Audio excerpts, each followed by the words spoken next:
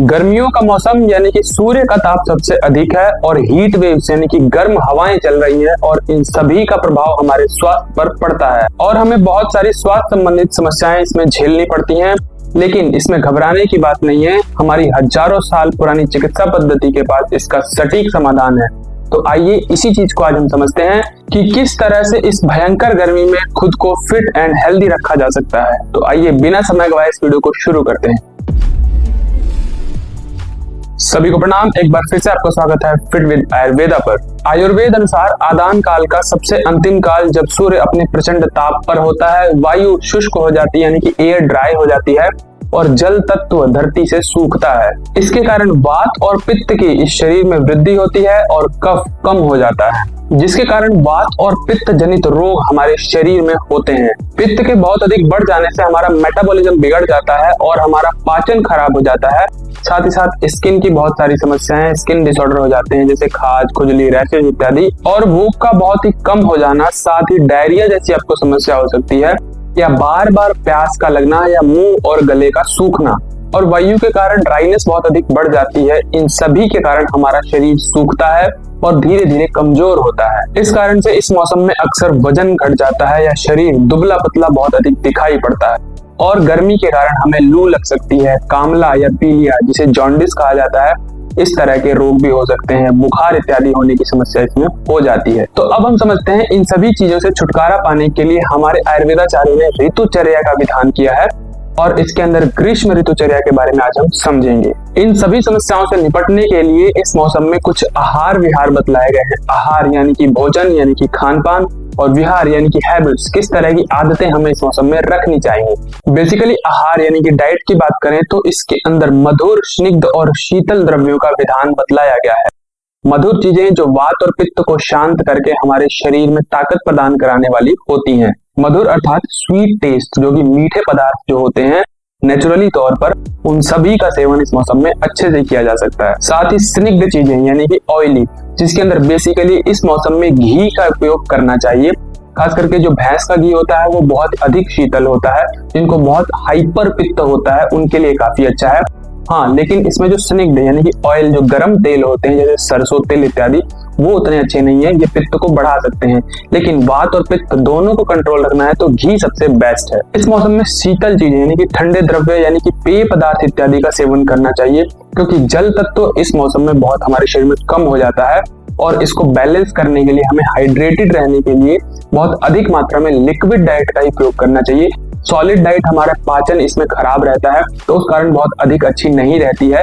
Liquid diet इसमें सबसे best है। मधुर चीजों में जो सीजनल चीजें इत्यादि होती हैं या कहें कि शीतल चीजें होती हैं, जैसे कि गन्ने को चूस के चबा के खाना चाहिए, वो सबसे बेस्ट है। अन्यथा इसका रस का भी सेवन किया जा सकता है। आम इस मौसम में बहुत ही अच्छा फल है जो कि शीतल और स्निग्ध दोनों होता है।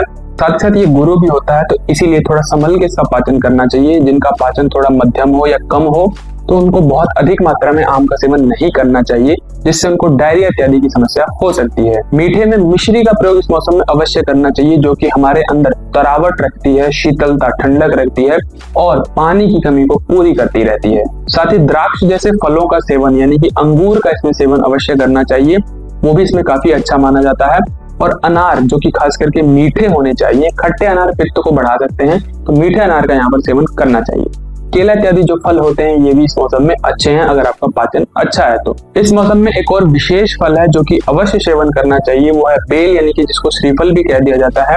अगर इसका सेवन इस मौसम में आप करते हैं तो पाचन बहुत ही अच्छा हो जाएगा और ये पित्त और वात को कंट्रोल करने वाला है। और ऐसे ही स्निग्ध चीजों में गाय या भैंस का घी आप ले सकते हैं। जो बहुत ही ज्यादा पित्त से परेशान हो वो भैंस का घी सेवन करें, जो आइडियल हो, जिनको ज्यादा दिक्कत ना हो, वो गाय का घी सेवन करें।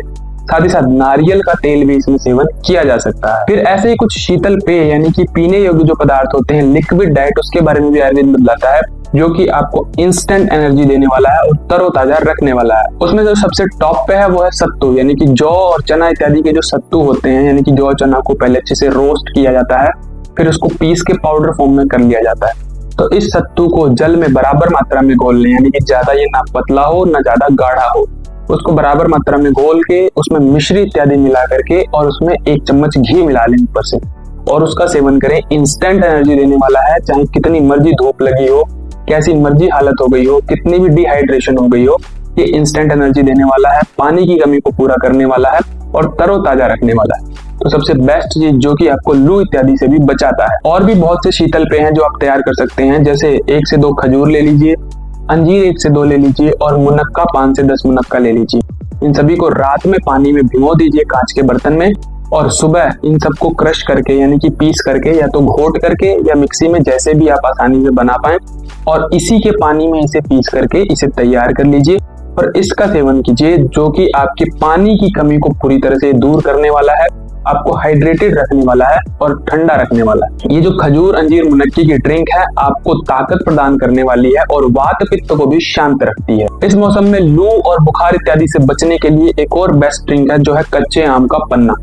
आम का पन्ना इस मौसम में अवश्य सेवन करना चाहिए। अगर रेगुलर नहीं तो बीच बीच में आपको सेवन करते रहना चाहिए, खास करके जो डायरेक्ट जिनका एक्सपोजर धूप इत्यादि से या गर्म हवाओं से होता है उनको विशेष करके इसको लेना जरूर चाहिए। और भी इसमें जो ठंडे पदार्थ हैं जैसे गुलाब इत्यादि का शरबत, गुलाब की पंखुड़ियों का आपको शरबत बना करके उसमें मिश्री इत्यादि मिला करके उसका सेवन करें, वो भी बहुत ही शीतल रखने वाला है। चंदन का आप इसमें शरबत बना सकते हैं, तो चंदन का शरबत भी आपको ठंडा रखता है, पित्त को कंट्रोल करने वाला है। और एक बेसिकली गूंद कतीरा आता है, उसको भी रात में भिगो के रख दीजिए, सुबह उसका शरबत बना करके नींबू पानी इत्यादि के साथ उसको मिक्स करके पीजिए। लेकिन थोड़ा ध्यान रहे गूंद कतीरा ड्राई अधिक होता है तो इस कारण से कब्ज इत्यादि भी कर सकता है, तो इसके साथ स्निग्ध चीजें जैसे कि कोई घी इत्यादि ये सब जरूर लेना आवश्यक है, या मिश्री इत्यादि इसके साथ लेना आवश्यक है। और बहुत कम क्वांटिटी में, इनको बहुत अधिक ड्राइनेस होती है वो गूंद कतीरा लें या इसको अवॉइड करें। फिर ऐसे ही अन्य इत्यादि की अगर बात करें तो गेहूं का प्रयोग इसमें अच्छा है, लेकिन खास करके पुराने गेहूं का जो 1 साल से आपने रखा हुआ है उसका प्रयोग करें, क्योंकि ये पचने में थोड़ा हल्का होता है और शीतल रहता है गेहूं, यानी कि ठंडा रहता है। गेहूं के साथ आप इसमें जौ का भी सेवन कर सकते हैं। बाकी बाजरा इत्यादि जो गर्म अनाज होते हैं वो इसमें मना होते हैं। साथ ही साथ चावल का यहाँ पर बेस्ट यूज है गर्मियों के सीजन में। चावल की खास करके दूध इत्यादि में खीर तैयार करके आपको सेवन करना चाहिए, ये आपके लिए काफी अच्छा है, पित्त को कंट्रोल करता है, पित्त को शांत करता है और पूरे शरीर में ताकत प्रदान करने वाला है। बाकी सब्जी इत्यादि की अगर बात करें तो जो सीजनल सब्जियां हैं जैसे लौकी और तोरी इत्यादि की जो सब्जियां हैं ये एक आइडियल सब्जी है। ये बहुत अधिक पित्त को हाइपर नहीं करती है, बढ़ाती नहीं है, ये पित्त को शांत करने वाली हो। तो इनमें बहुत कम मिर्च मसाले वगैरह डाल करके आप इसका सेवन करें। इस मौसम में कद्दू और पेठा ये जो सब्जियां होती हैं इनका विशेष करके सेवन करना चाहिए, जो कि इस मौसम के लिए बनी होती हैं। ये थोड़ी मीठी सब्जियां होती हैं और पेट को अच्छा रखने वाली होती है।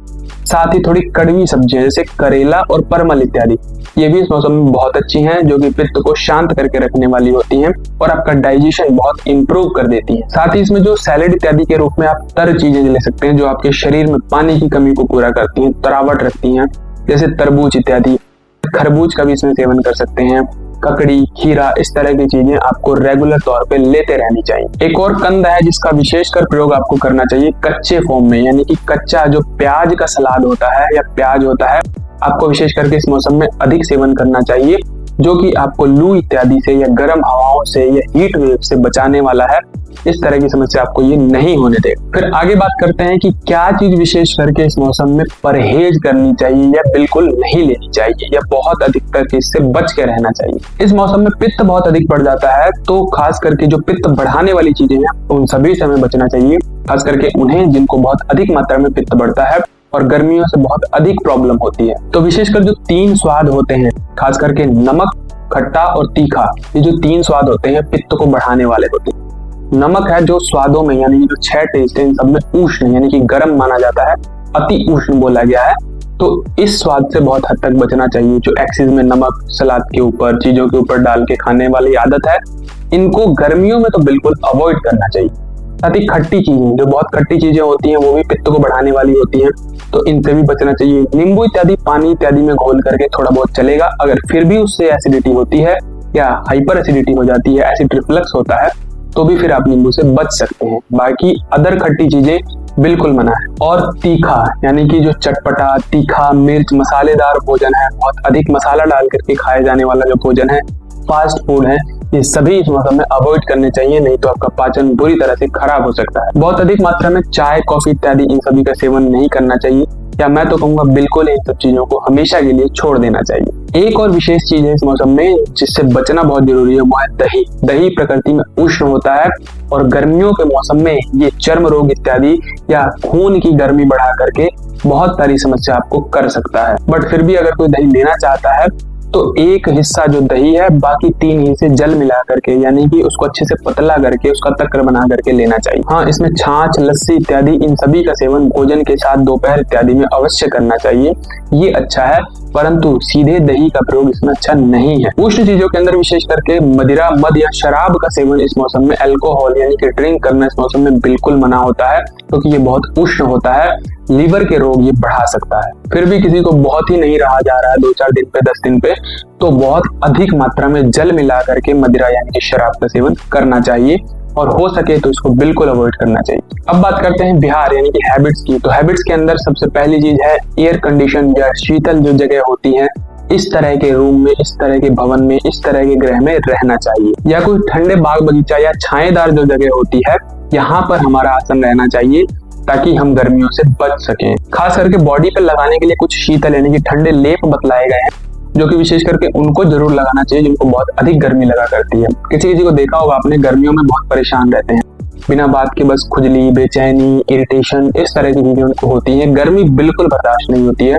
तो ये शीतल लेप अगर आप बॉडी पे लगाते हैं तो बहुत हद तक आपको ठंडक प्रदान कराते हैं। शीतल लेप में जैसे चंदन इत्यादि चीजें आती हैं, चंदन का लेप लगा सकते हैं, या चंदन में मुल्तानी मिट्टी मिला करके और उसमें थोड़ा सा भींग यानी कपूर मिलाएं और उसको पूरी बॉडी पे लगाएं, पूरा शरीर आपका ठंडा हो जाएगा। अगर फिर भी इस लेप से गर्मी शांत नहीं होती है तो इस लेप को लगा करके रात्रि में खुले में जो चांद की रोशनी होती है, सीधे चांद की रोशनी में आपको सोना चाहिए।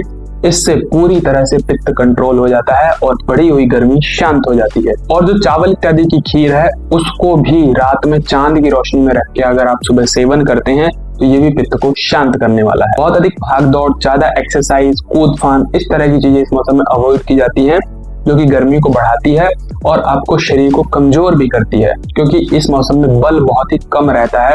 इस कारण से जो एक्सरसाइज होती है या बहुत ज्यादा कूद फान, भाग दौड़, खास करके दोपहर के समय में, ये आपको बिल्कुल अवॉइड करना चाहिए। इस मौसम में दिन के समय में सोना बहुत ही अच्छा रहता है, खास करके दोपहर के समय में, जो कि पित्त को कंट्रोल करने वाला है। यानी कि भोजन इत्यादि के बाद आप आधे घंटे से 1 घंटा इस मौसम में अवश्य सोएं, जो कि आपके स्वास्थ्य को अच्छा रखने वाला है। सबसे दुर्बल जो स्थिति होती है मनुष्य के शरीर की इसी मौसम में होती है, तो इस कारण से इसमें मैथुन कर्म यानी कि सेक्सुअल एक्टिविटीज बिल्कुल अवॉइड करनी चाहिए, नहीं तो शरीर और भी कमजोर पड़ जाता है। तो इन सभी आहार विहार और ऋतुचर्या का अगर आप पालन करते हैं तो इस मौसम में आपको होने वाली गर्मी यानी कि पित्त और वात की सभी बीमारियों से आप बच सकते हैं। और इसी तरह से आगे मिलेंगे और जानकारियों के साथ। आज के लिए इतने सादर प्रणाम।